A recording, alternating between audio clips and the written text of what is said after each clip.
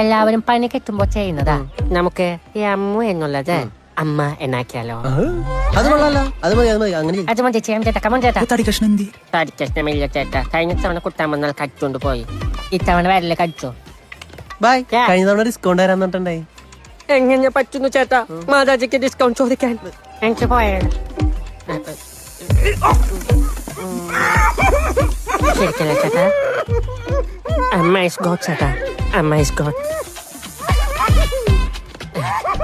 കഴിഞ്ഞു ചേട്ടാ. എന്റെ അമ്മേനെ പോലെയാണ് നീ. അയ്യേ പോടാ.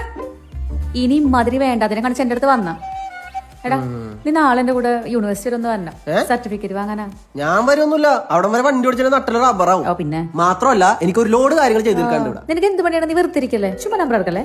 നീയേ ഇവനെയും കൂട്ടി പൊക്കോ. അയ്യടാ ഇവ വേണ്ട, നീ വന്നാ മതി. എന്നാ വേണ്ട. കൈപ്പുണ്യം കൈപ്പുണ്യം. കഴിക്കുമോനെ, മോൻ കഴിക്കേ. കണ്ണടച്ച് കടിച്ചു കുറച്ച് കയറി കഴിക്കും മോനെ. ഒരു 2 എണ്ണം പോയി എടുക്കട്ടാ വീട്ടിലേക്ക്.